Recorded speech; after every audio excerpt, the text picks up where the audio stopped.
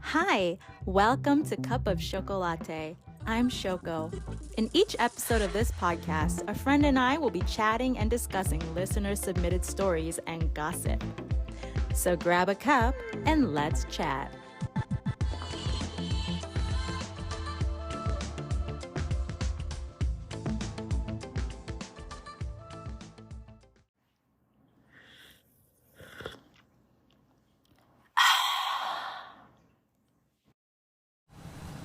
Okay, here we go. All right, I am joined today by Dana. Dana, you are a US-based cosplayer and blogger. You are a library worker and reading enthusiast. Yeah. Tell me about your cosplay. So I started cosplaying back when I was in college. I've had friends that were like cosplayers and they kind of got me interested in it. And they were like helping me, they helped me start to get into it and get involved. My first cosplay was actually Peter Pan, you know? Oh my funny God, enough. I love it. Was that like a party you went to, or like how did they get you into that? So it was funny because it was kind of like a Halloween party. So I guess the argument could be made, oh, was it just a Halloween costume? But I kind of like believe it to be my first like cosplay because I like looked up how to do makeup. I was going through like different thrift stores, and like our college had a free store that you could visit. So I was kind of like looking around there for like different like what can I find to wear. And then as a broke college student, I wasn't thinking about buying anything new, of course, but I was like, Right. oh, I can buy this, or this works. So I think that was kind of like the big experience for me, was just trying to like actually look into how to do stuff. And I've only gotten more involved since then. Definitely. That's awesome. What are your favorite characters to cosplay? One of my favorite characters. I'm a big fan of JoJo's Bizarre Adventure. Okay. So I would guess like almost any character that I've cosplayed from then. I've recently just cosplayed a character, Lucy. Her name is Lucy Steele. And I think that might be currently like my favorite cosplay to do. It was really just a test, but I was surprised at how good it turned out. I was like, oh my God, actually, I looked a lot better than I thought it was going to look on camera. The lighting looked better. I was just like, oh my gosh. It was That's so exciting. awesome. How long does it take for you to get a look together, like complete a look? Oh my gosh. Heavy question, sorry. It is, but like, honestly, for me, who's still very much learning and in the process of trying to figure things out, I feel like I don't take nearly as long as maybe other people who are more involved in the in the hobby do. Usually it takes me as long as it would for me to do my makeup on a daily basis, but also how long it takes for me to actually find the cosplay itself. Because sometimes I'll have like the actual outfit, but then I'm like, oh my God, where are the gloves? Where's the hat? Where's like everything else? Right. But like sometimes it could be longer. I've done stuff with body paint. Okay. And that takes ages. It takes like hours. I can imagine. Oh my gosh. What is the longest you've taken for a cosplay? Once again, like thinking about how I'm a broke college student who doesn't know what they're doing and has like the most basic, poor, cheap tools ever to be used for something. Probably like 4 hours. 4 hours. That's pretty intense though. Yeah, but when you're in college and you have a lot of free time, that's not even something I could imagine now. Exactly. Oh my gosh, that's awesome. That's a great transition for like our story today. Our story is not about cosplay per se, but it is about taking on a character that is not quite you. So I hope you'll enjoy this. Okay. We've mentioned this a little bit earlier, but what's in your cup? What are you sipping on? So I have peach wine in here. Ooh. It was like, okay, so funny thing about it is that it's not a brand that I've ever tried before, but I was walking in my local grocery store, and then the bottle had like a Santa hat on it. Oh my gosh, this is so cute. It has a Santa hat on it, and after that I was like, oh, I have to buy it. Yes. So honestly, like, I just opened it for today. I was like, I'll use it for the podcast, and like, it tastes fine, you know. Uh-huh. It tastes like It's all right. right. It tastes like any other like peach, like cheap wine. But you know what? I'm here for it. It's a cute bottle. It has a cute hat. I'm gonna keep the hat after the bottle. We purpose that. Right. I love it. All right. Well, let me take a sip. I have a cup of, what is this? Rooibos tea. Rooibos tea? Rooibos? I can never pronounce it right. But it is, what time is it? It is 11 a.m. here, so I am not going to be drinking wine. Yes. Wait, where are you? I'm in Japan. Whoa! So, sorry, this is like, like nighttime for you, but yeah, this is what we're doing right now. I'm in like Kyoto. It's Friday though, so it's yes. It's, yeah. All right. So, before we get into the story of the day, are you ready for your sip? Yes. Here we go. Cheers. Cheers.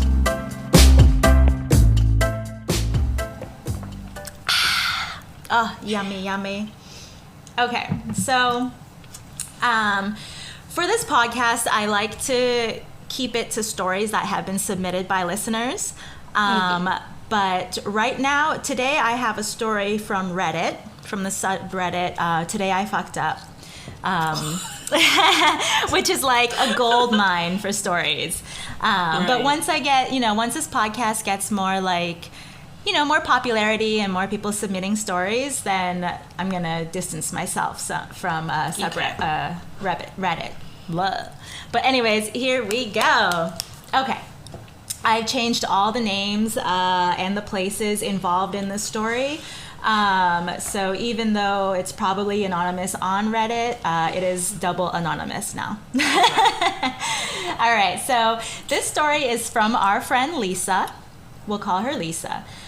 For background, Lisa is Latina, and she is first-generation American. So her parents are immigrants. She was born in the U.S. Lisa's first language is Spanish, but growing up in the U.S., she is bilingual. Do you know any other languages? Do you speak other languages? I know Spanish. Okay. I went to college for Spanish and Hispanic studies. Oh my God, and perfect. I'm licensed to teach English as a second language. So like when you say awesome. this is kind of like my field of study. Like this is the perfect story for you. Right. All right. Well, I'm gonna try. I took a little bit of Spanish in high school, which has been like ages ago, and I'm gonna, try a little bit of Spanish in here. Okay. Feel free to laugh at me because it's gonna be bad. Okay, so Lisa has some friends visiting from her parents' home country. For the sake of anonymity, let's say the country is Colombia. Was that good? Colombia. Yes. Yes. Her friends don't speak English, so while she's around them, Lisa would also speak Spanish. So one day during this visit, Lisa takes her friends on a tour around her neighborhood. She takes them to a few local coffee shops, the local Hangs, the local Target. Rich cultural tour of Midwestern USA, So Lisa and her amigas are checking out Target, and the cashier, name tags are checking out at Target, sorry. And the cashier name tag says Dylan. Greets them normally and starts scanning their items. Lisa hasn't said much to the cashier besides, yes, thank you. And when he asks if they found everything, they were looking for, it's just, very typical interaction with cashiers and customers. So this cashier, Dylan, is very attractive. And Lisa's friends in Spanish are like joking about American guys, and they start to giggle, and Lisa joins in, and Dylan hears them talking in Spanish and looks up from like scanning the items and asks if they're local. Very innocent, not in like a rude, like, where you from kind of way. Right. And Lisa's friends know a tiny bit of English, so one of them responds, no, from Colombia. suddenly, Dylan's face lights up. And he starts talking really fast about how cool he thinks that it is, and like he's an avid fan of South American soccer teams. He's asking them how they are enjoying the U.S. so far. He's just like talking a mile a minute. He's like super excited. And Lisa's friends can't keep up, so they're just like turning to Lisa, trying to get her to translate for them. But instead of translating, Lisa instinctively tells the guy in her perfect Colombian accent, "Sorry, little no English." So the amigas are looking at Lisa. They're like, "What are you doing? ¿Qué estás haciendo? Like, what are you doing?" Was that good? Yeah. And so Lisa figures that, she'll probably never see this guy again, and she's just like, she wants to have some fun. To Lisa's response, Dylan apologizes, and in his very broken Spanish says, "I love Colombia and football." His attempt was very cute, and Lisa and her amigas are just like, they're laughing. They end the conversation with adios. Dylan says, "Buenos dias." As they're leaving, because that means good morning. Like, very, very incorrect, but nonetheless adorable. Cute guy. Has this happened to you before, where you're like, you see someone cute and your mind just goes to mush? Of course. I think we've all been there. Yeah. It's kind of like you're looking, you're like, well, I think this happened at work once, actually. Somebody came in, like, we had somebody who was like, at the library, sometimes we'll have like a sub worker who would like be there, and they kind of like go to different branches and work at for different people depending on the day. Right. And we had one come in, and I was horrible. I was a mess. What did you say? Oh my god! It wasn't even that I shit. Like, I don't even think I said anything like bad. It's just that, like, in my head, it's just like, normally I'm like natural at conversation. I'm like, people know that I'm good with people. I'm good with making friends. Clumsy the whole day. Clumsy the whole day. Oh, girl. I have been there too. Oh my god. So, okay, so they, he says good morning when he's trying to say goodbye. Very innocent, incorrect, but very cute boy. Lisa and her friends, they burst out laughing as soon as they leave the Target. They're like, that was hilarious. One of Lisa's friends, Maria, we'll call her Maria, wanted to exchange a dress she'd bought at the Target. The girls were leaving for Colombia soon, so Lisa and Maria, just the two of them, returned to Target. This has been like a few days since their Target trip, so they'd like all but forgotten about Dylan. Right. The line for the cashier is super long, so Maria decides to wait in line while Lisa does some other shopping around. By the time Lisa returns, Maria is almost at the front of the line, and who's working the register? Hot guy Dylan. Wow. Of course. So Lisa recognizes him immediately, and like as the back of his head is, or as he is turned, or his back is turned to them, Maria jokingly asks Lisa if she's forgotten her English again today. Lisa was prepared to go either way, but when Dylan turned around and saw them, his face lights up again, and in his adorable broken Spanish, he asks if they are the girls from Colombia. Lisa was hoping that he'd forgotten about all of that, but she smiled, and now she's like, oh shoot, now I gotta go with this. She says, "Sí," and then continued to play along with her best broken English to say, "You remember." Dylan says in his adorable broken Spanish, "Yes, you girls are very pretty." At this point, they're finishing up the transaction. Maria excuses herself and leaves to take a phone call, and Lisa is left with Dylan. Lisa is about to come clean to Dylan. She's like, I can't hold this ruse anymore. Like, this is not fair. When Dylan, in a very slow and clear English, asks her where she is staying, Lisa hears herself respond in her broken English again, that she just moved to town. Lisa, girl. Oh my god. She's in over her head. That was the perfect time to be like, actually. Actually, right? Oh no. So she she's watching herself. She knows that she's just digging herself deeper and deeper into this, but she just can't stop herself. Like, Dylan is just too cute, and now she's kind of like falling for him. Dylan is now very slowly trying to suggest different local spots, all of which Lisa is obviously very familiar with. And she's just playing along. She's like struggling to maintain this act of not understanding what he's saying.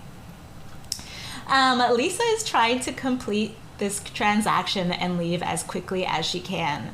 As she is about to leave, Dylan puts his hand on his ear in like a phone shape, asking Lisa for her number. Dylan tells Lisa that he would like to show her around and sometime, and offers to help her learn English. Oh my gosh. Lisa! What do you think Lisa's gonna do? She's not gonna tell the truth. No, ma'am. At this point, Lisa knows she is in far too deep, but she's actually, no, she isn't. She's like, right. And he'll probably be like happier to be like, oh, okay, you know what? Actually, this is even better. You know, Yeah. right? No, like language barrier. Teach me Spanish. Exactly. So at this point, Lisa is just like, I just really kind of like him, and she's like feeling so terrible for deceiving him. She gives him her number. Lisa leaves, and later that day she gets a text from Dylan in Spanish. He is using Google Translate, so it is like, you know, a terrible translation. Right. They actually end up texting back and forth in Spanish for a while, and Lisa finds that Dylan is like this really sweet guy. He wants to improve his Spanish, so he is asking if she can help him with that. In exchange, he will help her with English. And we're almost at the end of the story, but Okay. Dylan asks if Lisa is free the following Saturday to meet up with him and a few of his friends for drinks. And this is where the story ends. Lisa on the Reddit never updates us because this was like in real time. She's Right. like, she doesn't know how to respond to Dylan's text, and she doesn't know how to come clean to him. Right. What do you think will happen? Well, I just wonder how that dynamic is going to go. Like, you're going to meet his friends. Yeah. And it's not even just, there's a lot of time where there has to be, like, go-between into, like, oh, this is what they're saying. This is what they're saying. And you just have to stand there and act like you don't know what they're saying. That's a lot. And then if you're That's a lot. drinking, you're gonna, like, not, like, I don't think you're gonna forget, but you're gonna slip up, you know? Yes. Because eventually you're gonna, like, not really pay attention. Your mind's not gonna be there because you're kind of foggy. And then somebody's gonna say something like, oh, yeah, I agree. And then he's gonna, like, Have you ever had any experiences where, like, so clearly you know a lot of Spanish, like that's your major, that someone doesn't think you understand Spanish, or... So, funny that you say that. I studied abroad. I studied abroad for a little bit in Spain. Okay. And so, like, Spain isn't the most diverse of countries when it comes to, like, especially, like, black people. So, and then, of course, when I'm with, like, my other friends who from my school who went with me on a study abroad program, a lot of the times, even though we weren't supposed to, we were speaking English just because that's easy. That's what we're, like, you default to. Because, sure, right? of course. So, like, of course, if we're, like, in public or we're in the store or something, they're gonna automatically assume that we don't know Spanish. Because, like, first of all, we don't look like we belong there. Like, even if I wasn't, like, black, they could tell that we're American. Not, like, necessarily American, but they can tell that we're not there based by the way that we dress. In Spain, they kind of dress more, like, fancy. They kind of, like, dress up, dress for the occasion. They're not gonna, like, you don't see them wearing sweatpants or just, like, leisure wear like outside of their homes, they always dress up, even if it's just to go to the grocery store. Like us as Americans, we don't like care. I'll go out in my sweat, especially if I'm only going to the grocery store. I'll put on a pair of sweats and a pair of Crocs, and I'll call it a day. Yes. So it's obvious that we're not from here just by the way that we look and our demeanor. We're also kind of loud. So, unintentionally so, but still. Yes. So, it quite often while I'm there will be, like, a host or a clerk will come up, and they would, like, ask me things in, like, English or try their best to communicate with me in English. And to be fair, I wasn't, like, even now I'm still, like, my Spanish can be kind of shaky in certain circumstances. I'm not perfect, of course. But I also lacked confidence. I feel like I can relate to her in the way of like in those first few months. I was like, okay, English works for me. Yeah, right. Like talk to me in English, even though I know I should have been communicating in Spanish. But then like later on, it's just me like just switching automatically, like in my head, just switching to Spanish and just being like, hey, this is the question I need in Spanish, and then they just feel more comfortable. I think it's the thing too, like they feel more comfortable because they're not limited, and then you feel comfortable because you're not like being deceitful. You know what you're doing, and you have to be confident in yourself. And she's confident in herself. She's bilingual. She knows both languages. Right. So it's kind of like when I'm like looking at her, it's kind of like I get it, but I don't. And especially with somebody that you like. Especially with somebody that you like, you want to be honest. Like, you're starting this off as, like, on a lie. Yeah. And it's, Lisa. Like, the longer it goes on, the angry the worse it's going to get, the more upset he'll be. Because, like, it's one thing to be deceived. It's another thing to be deceived for such an extended amount of time. At any point, you could have just said it, and it probably would have been fine. Like, and you're in the moment, you're probably feeling anxious. You don't know how they're going to react. But literally, in hindsight, if you had told them at any point, especially in the Target itself, it probably would have been fine. Yeah, exactly. Like, I'm sorry for deceiving you. It's just kind of funny as a joke. They don't know Spanish. I mean, they don't know a lot of English, but I do. I live here. It probably would have just been like, oh, that's fine. Do you still want to go hang out? Yeah, you know? But I don't know how you say that now when you're going to go talk to his friends, and he's kind of right. Because he's probably telling all his friends that he's got, he's met this, like, real cute Latina, and, like, she doesn't speak English. Right. And then, how stupid would he feel if you start talking English, and then he's just told everyone that you don't, and now he might feel stupid, but he also might feel insensitive, because, like, now not to assume that you're stupid, I'm sure he doesn't, but he must feel like that's how it might come off, Definitely, yeah. So, I'm here in Japan. I'm mixed. I'm Japanese and American. But I grew up in the States. That's why my English is like this. And so you can see me right now. I look pretty Western. And so, for a while, I've been living in Japan for like 10 years now, almost 10 years. So at this point, I guess I smell Japanese, like I act Japanese. So I don't get it as much. But like initially when I first moved here, I guess I kind of acted a little bit more Western.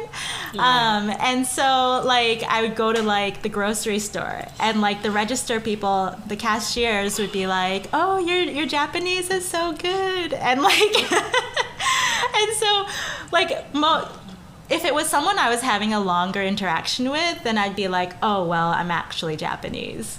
But if I'm just like at the corner store just trying to get like, my cup noodles, I just want to be like in, out, good. So I'm just like, oh, arigato, thank you. But yeah, like I've felt like sometimes it's actually nice being like I guess racially ambiguous here, because you don't get solicited by like people on the street. Because you get, like, a lot of people who, like, if you're, like, walking the mall or if you're downtown and, got people trying to, like, get you to sign up to, like, different, like, subscriptions and stuff, like, and they'll hand out, like a little pack of tissues, or, like, flyers and stuff, but they see me and they're like, oh. And I love it. No, like, I was in China for a brief period of time. I stayed in China. And that's like, yeah, literally you would see like the flyers and you see people talking, and I was like, oh, they're not gonna talk to me at all. Like, that is perfect. I just kept walking, and to be fair, my Mandarin, I know like the bare bones of Mandarin. I don't know any at all. I definitely can't read any of it. So like they would be wasted on me, but it was just it was the satisfaction of being able like not even have to be stopped, because of course here like being at home and then like walking into, especially what you said like in a mall. It's like literally like the toss up of the day. It's like, am I gonna get stopped? Am I gonna have to get into a pointless conversation that I have no interest in? Exactly. Like, sometimes I really want those tissues, though. Those pocket tissues. Like, they're so convenient. Maybe you have to approach them.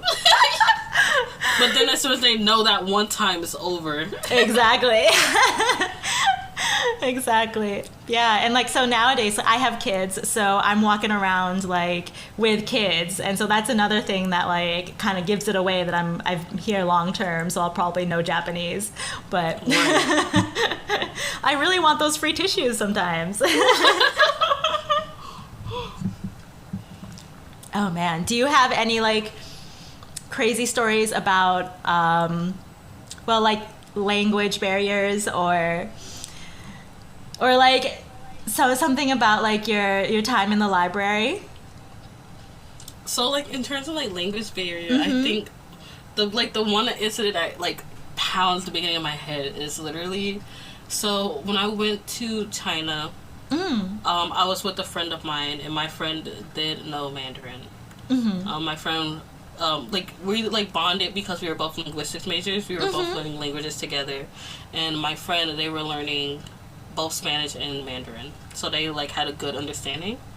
And like literally, I want to say the first week we were there, we were like walking through the mall trying to find one of our like other people that we were meeting up with, and somebody stopped us and they were like, oh, like, hello, you're foreigners. And we're like, oh yeah. And then they were like, where are you from? And we're like, oh, America. And my friend is white, and they're like, yeah, I understand why you are from America, but then pointed at me like, you cannot be American. Oh no! Because it's the idea that only like Americans can like be white. But if you like looked at anything like in terms of like numbers, you would see like how diverse this country is. Well, like the U.S. specifically, right?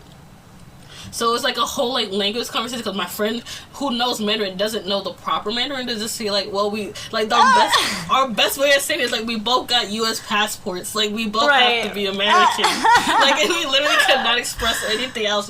He was just like, no, there's no way. And I'm like, I don't know what to tell you. Like, I was born there. Like my parents were here, my grandparents were here, their parents were here. Like, I don't know what to tell you. But in the library, I live in an area that's also like pretty like racially diverse. We have a lot more of a Latino population coming in.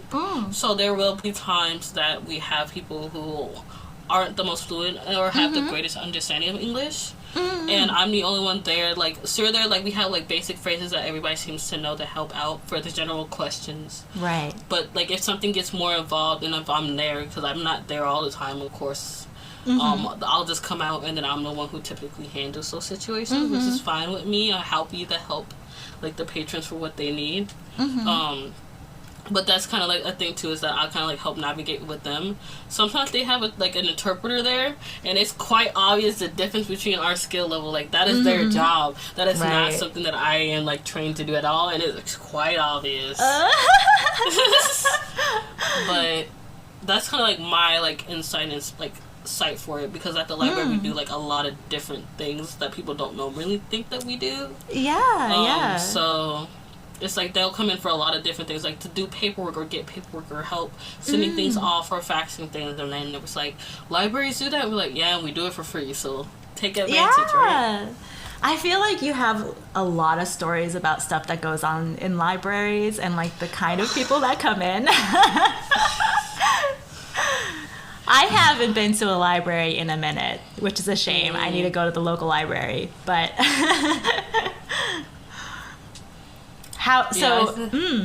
Oh no, go ahead. Oh no, I was just gonna ask, like, what are the some of the more stranger interactions you've had in a library? Okay, so some of the stranger ones.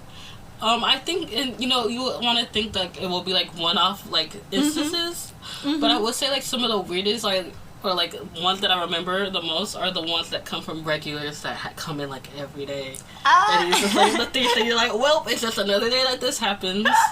So for like, we have this one like older gentleman that comes in like almost every day. And he's such a sweetheart. He says hi to everybody. He makes sure to say bye to everybody. Like if I'm looking at my computer and I don't hear him, he'll be like, "Hey Dana," and I'm like, "Oh my God, goodbye. You have a good day."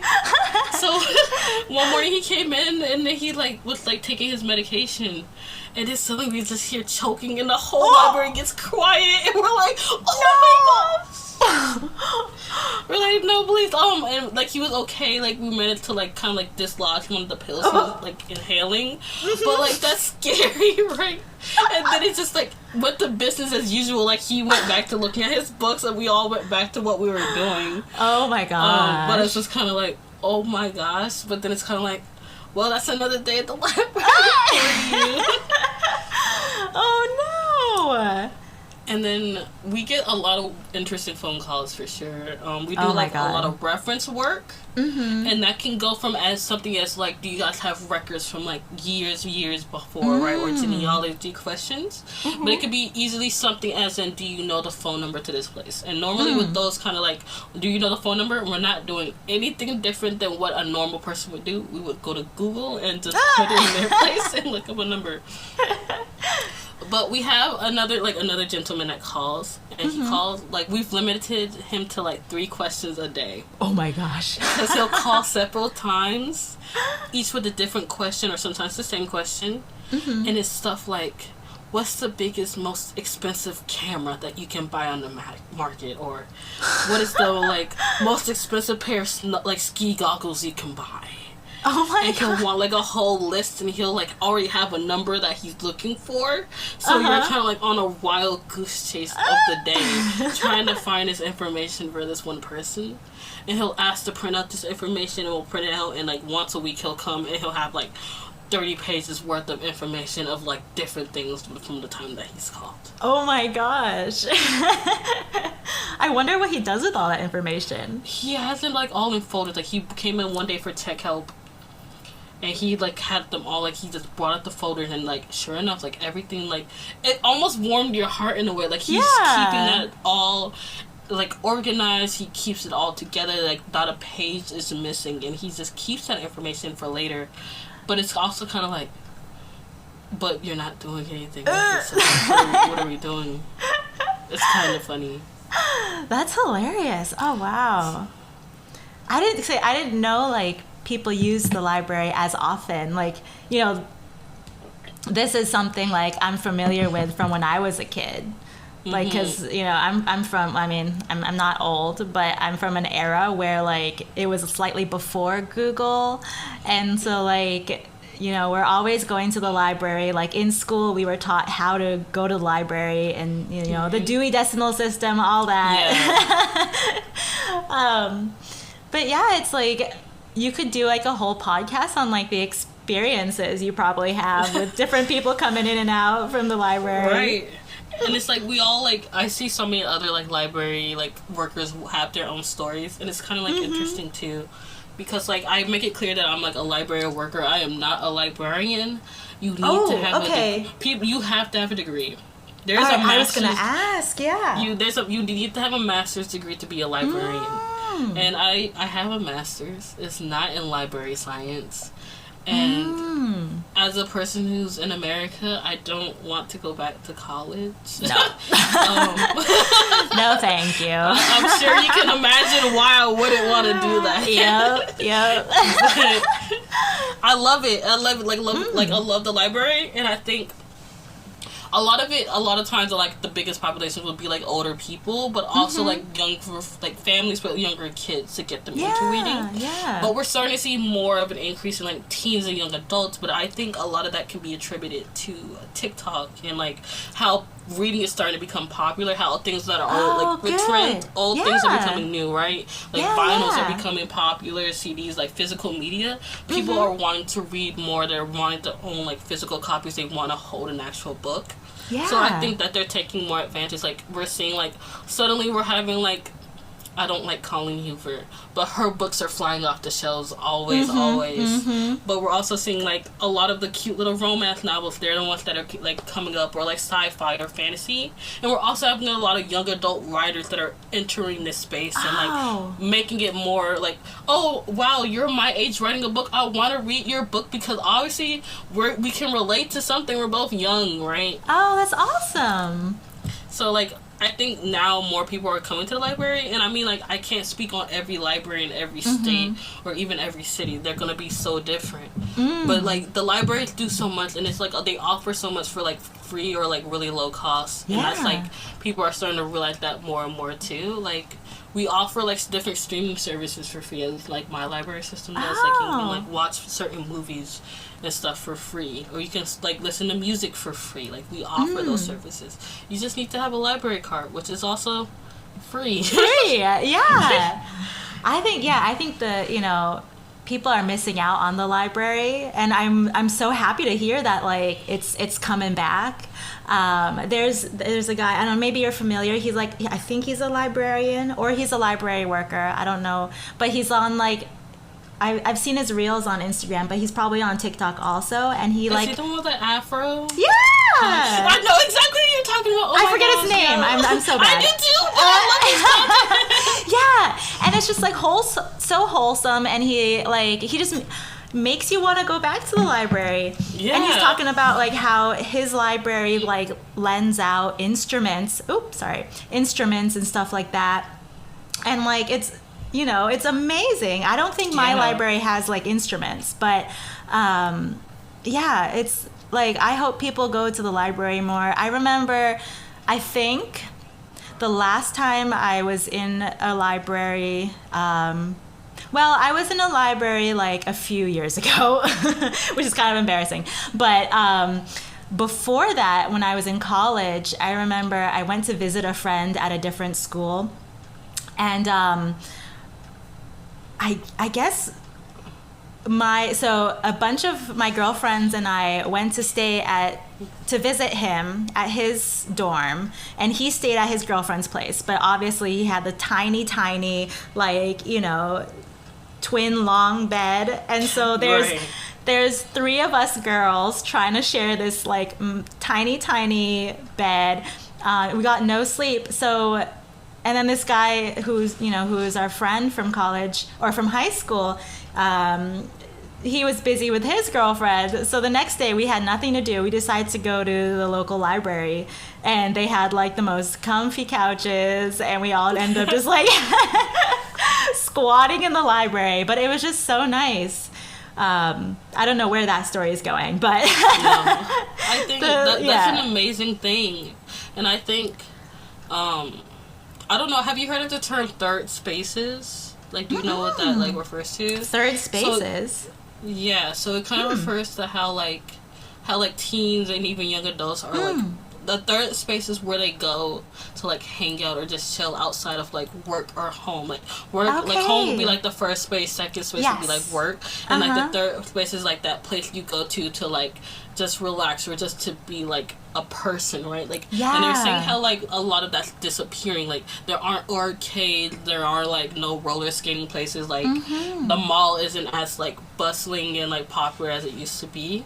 Yeah, and it's funny because like, sure, like the library itself has kind of like changed and kind of evolved with the times. Like, in my city, we've built up about like 2 recent like new libraries recently, and they're like so nice, they're so new, and they're like fancy looking. I work in an old library, which is really like cozy and homey, and that might suit you better depending on how you are as a person. But I think that's a good third space, right? Like, cafes and bookshops, libraries are included. people are asking, can you just sit in the library? Yes, they want you to. Like, yes, come sit down in the library. Stay there for hours. Stay there, open to close. We want you to be here. Like, you can just sit there, read. You can work. In my library, you can even eat. Like, we don't stop you from eating. Oh, that's awesome. It's free internet. Free internet. If you don't have there internet, come work yeah. there. Some of them have like study rooms for you to study in, and other things as well. Like, and I think that's like something that's also amazing. Is that you can go in there. You, like you were saying, you went in and you like sat there and just kind of like enjoyed the time. Yeah. That is something you can absolutely do, and that's something I feel like is also just a really cool place, because like, there's not many places, especially in the U.S., that you can just go in and just sit down and just enjoy your time. Absolutely, yeah. But that's still one of those places that have held strong all throughout these years. And like I said, are starting to evolve to match what people need even now. So it's kind of like, yeah, please, like, literally, if you want to just come and sit down, I have a space that you can go. Like, you can charge your phone in here. You can just sit down. If you want a little bit more quiet, here's our other room. Like, yes. Please, enjoy your time. We're not going to force you out. We don't want you to leave, even. No. I mean, we want you to leave when we're closed. Yes, mind the time. Right. But stay here and enjoy your time, yeah. That's awesome. All right. After this recording, I think I'm going to go to the library. All right. Yeah, thank you so much. Pardon. Oh, you said you had children. Like, buy them some books to read, you know? Yeah. Check out some books to read, you know? Yes, check That's out also the the best thing. Don't buy a book you don't know you like. Just check it out from the library for free and then make the decision after. I was a dummy. I was like, how are people reading books and like just buying them without knowing? And me living right down the street from a library, me working at a library. Oh, you check out the book first, and then if I want to buy the book after I read it, I buy the book then. Yeah, there you go. and now libraries have the like e-reader subscriptions that you can rent story or books on your tablet, right? Yeah, and it's usually under your own like card as well. So it's like as long as you have a tablet and you have a library card for a system, you can literally it's just like checking out a physical book. You can just check out the ebook and it goes back the same way. That's awesome. Do you have before we go, do you have a recommendation for a book? What are you reading right now? What am I reading right now? Ooh, what am I reading? Or what was the last thing that you read that was like real good? So, sorry for the heavy question. You said like that was real good. Like the last book that I read, I tore that book to shreds. I was like, I cannot believe I just read this book. Oh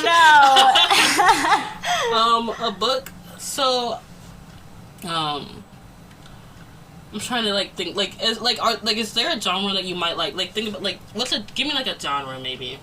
A genre?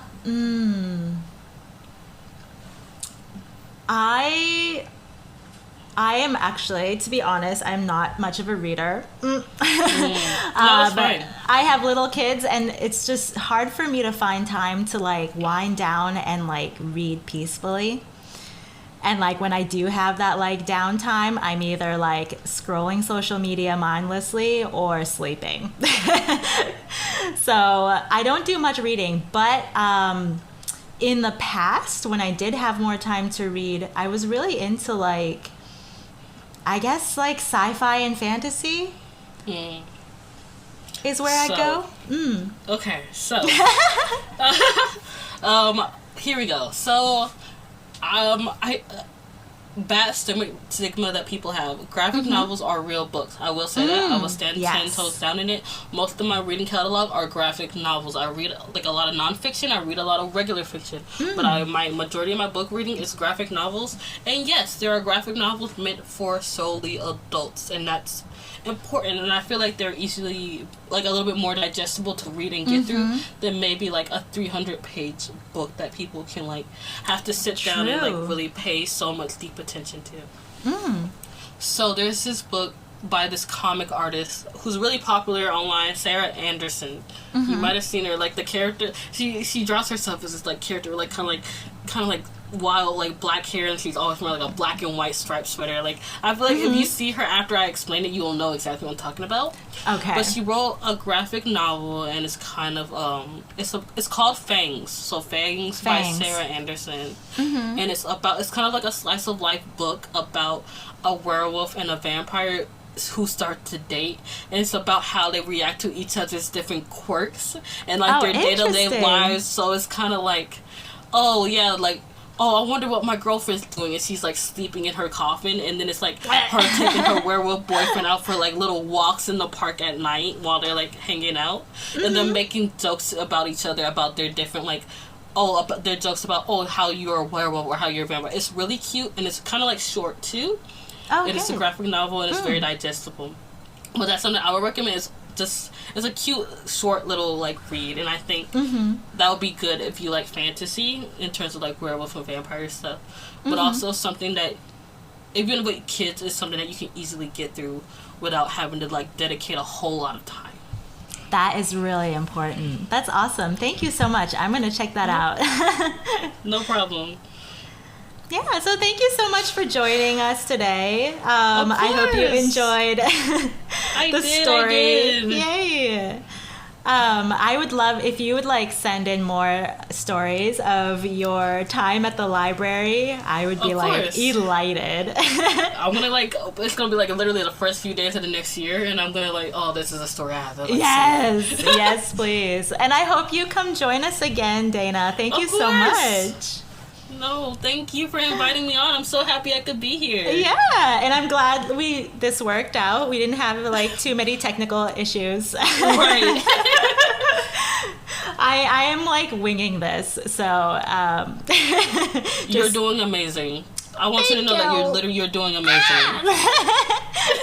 Thank you so much. All right. No problem.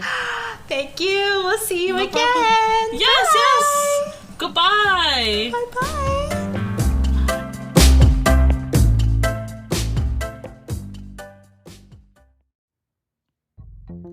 Thank you for listening to Cup of Chocolate.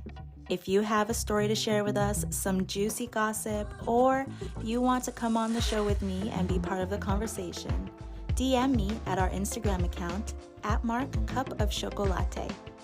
This podcast is a labor of love by yours truly, but can't exist without your support and engagement. Let me know your thoughts and feedback. I'm Shoko. Join us again next week for another Cup of Chocolate.